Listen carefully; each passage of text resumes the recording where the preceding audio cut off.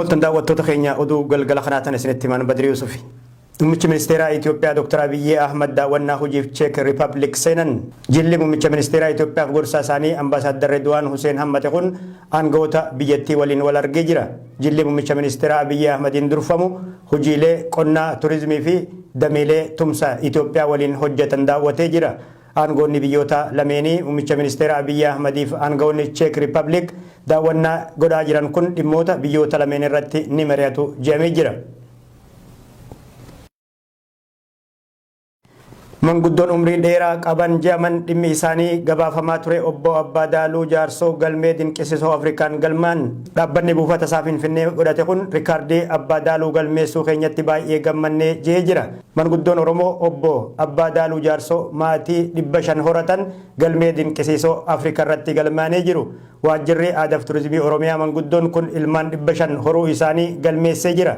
Ilmaan isaa 500 horuu isaaniitiif galmee dinqisiisoo Afrikaa irratti galmaa'uu isaanii obbo Ashannaa fi Alam BBCtti himanii jiru. Akka odeeffannoo jalqaba bahetti manguddoon Oromoo Abbaa Daaluu Jaarsoo umrii isaanii ganna 180 gaha. Dhaabbanni galmee dinqisiisoo Afrikaa Finfinnee maddeffate manguddoo kana galmeessaa seena qabeessa irratti galmeessee jira. Manguddoon Oromoo Arsii Lixaanaa nan saboota kun ilmaan 500 horuun Itoophiyaa keessatti rikaardii jalqabaa qabates jedhame. Manguddoon umrii ganna 140 caalan kun ilmaan 500 horuunis Afrikatti sadarkaa lammaffaa qabatanii jiru. Umrii manguddoo kanaa isa sirrii baruuf hospitaala Malkaa Odaa keessatti yaaliin qorannoo raadiyoolojii geggeeffamaa jiras jedhame. Bifti manguddoo kanaa namoota addunyaa irratti umrii dheeraa jiraataniin kan wal fakkaatu ta'uu ogeeyyonni fayyaa mirkaneessanii jiru. Ilmi isaanii inni 5ffaa ganna 85 akka ta'es gabaafamee jira. Manguddoon amma mul'atan kun mana citaa keessa kan jiraatanii fi haalli jireenya isaanii mijataa akka hin taanellee himamee jira. Ijaaf gurri isaanii yoo dadhabanis ilkaan isaanii fayyaa guutuu akka qaban namoonni itti dhiyeenya qaban ni himu. Ilmaan isaan dhalchan ilkaan jalaa kan irraa harca'e ta'us manguddoon Abbaa Daaluu Jaarsoo garuu akaawwii qorongodhee nyaatuu isaati kan gabaafamee jiru. Kunuunsi barbaachisaa yoo taasifameef manguddoon kun maqaa biyyattii addunyaa irratti yaamsisuu malas jedhamee jira. Godina Booranaa aanaa Taltalleetti balaa konkolaataa kibxata kaleessaa mudateen yoo xiqqaate namoonni 20 du'anii kanneen biraa 32 madaa'uu isaanii maddeen biyya keessaa gabaasanii jiru. Konkolaataan geejjiba uummataa kun magaalaa xiqqoo Miilam irraa gara ganda Waayyuutti osoo imalaa jiruuti.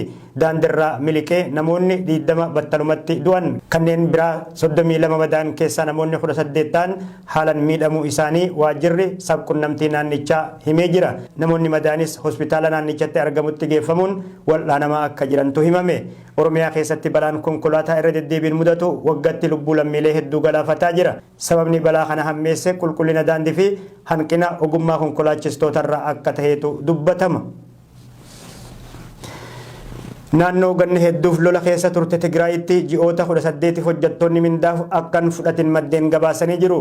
Daayirektarri dhimma qorannoo Komishinii Mirga Namummaa Itoophiyaa aadde Salaamaawit Girmaay akka himanitti hojjettoonni manneen adabbii waajjiraalee poolisii fi dhaabbilee fayyaa ji'oota 18f mindaan arganne.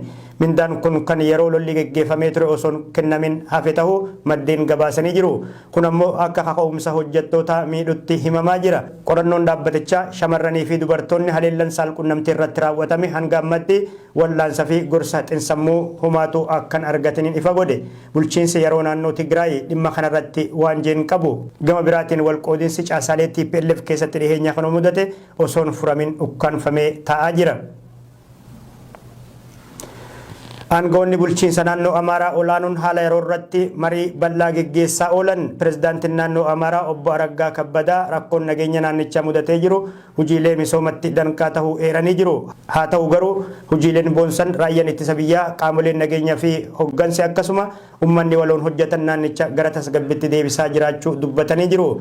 Haala nageenyaa fooyya'aa dhufe kana itti fufsiisuuf hoggansi hundi gahee dachaa akka bahullee hubachiisanii jiru. Hidhattoonni finxaaleyyii Amaaraa faannoo jedhaman ammas guutummaatti naannoo Amaaraa keessaan qulqullooyne. Gareen raayyaa ittisa biyyaa caasaalee naannichaa fi aangawoota irratti tarkaanfii fudhatu kun sodaa guddaa naannichatti uumee ture. Haa ta'u garuu erga raayyaan ittisa biyyaa baay'inaan naannichatti bobbaafamee fi kumaandi poosti labsamee as magaalota keessaa gara baadiyyatti baqatee if gurmeessuu itti fufee jira.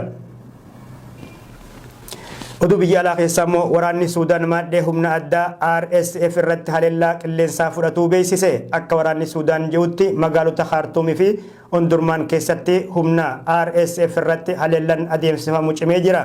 Lolli Hamaasiif Israa'el haala Suudaaniif waraana biyyoota Raashiyaa fi Yuukireen jidduutti geggeeffamaa jiru addunyaan akka dagatu taasise. Haleellaan waraanni Suudaan RSF irratti geggeessaa jiru kun kan cime erga mariin araaraa manguddummaa Saudi Arabiyaa fi Ameerikaan geggeessaa jiran fashaleen booda. Kun kanaan ta'ee osoo jiru humni addaa RSF lixa Darfur keessatti namoota nagaa 1,500 ajjeesuusaa maddeen gabaasanii jiru.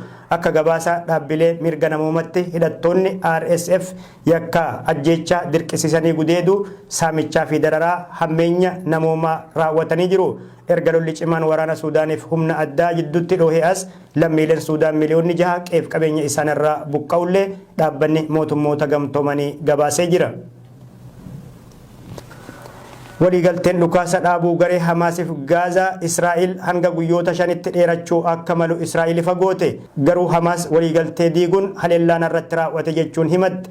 Hamaas ammoo diinni waliigaltee waan diigeef tarkaanfii fudhatu hima. Erga waliigalteen dhukaasa dhaabuu qaamota lameen jidduutti taasifamee lammiileen Hamaasiin butaman 81 gadhiifamanii jiru. Falasxiinonni 180 kanneen Israa'el to'annoo jala oolchan mana hidhaatii gad baafamanii jiru. Israa'el ammoo lammiilee Falasxiin hiite kanneen tarree isaanii ifa goote 300 keessaa harka caalaa gadhiisuu beeksifte.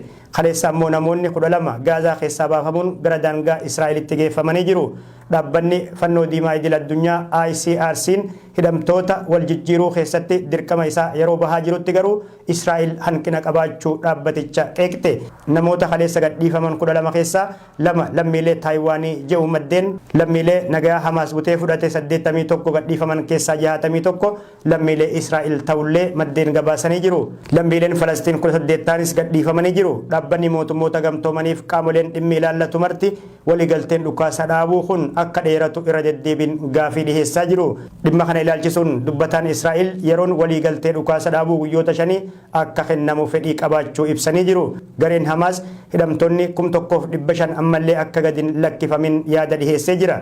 Akka gareen Hamaas jirutti erga lolli eegalee lammiileen Falastiin 14,500 haleellaa Israa'el lubbuu dhabanii jiru.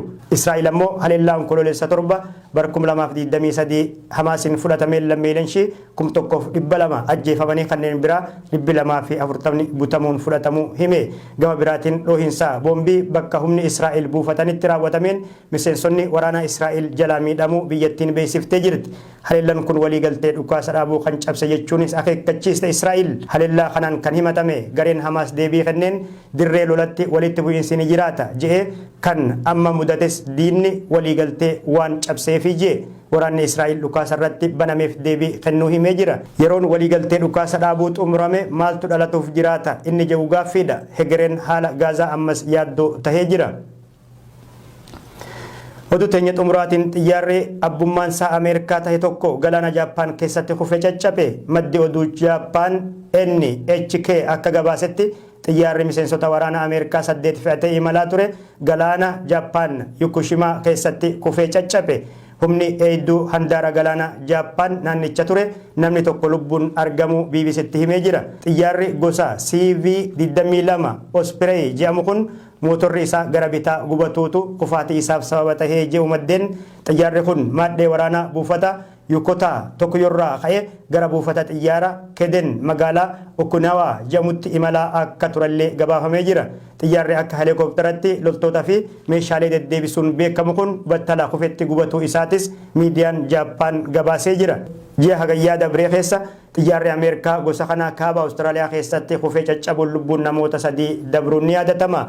Bara 2017 keessas achuma kaaba Awustiraaliyaa keessatti kufee caccabuun namoonni biraa 3 lubbuun dabarte. Tole daawwattoota keenya oduu ammaaf qindeessine san gammadaa.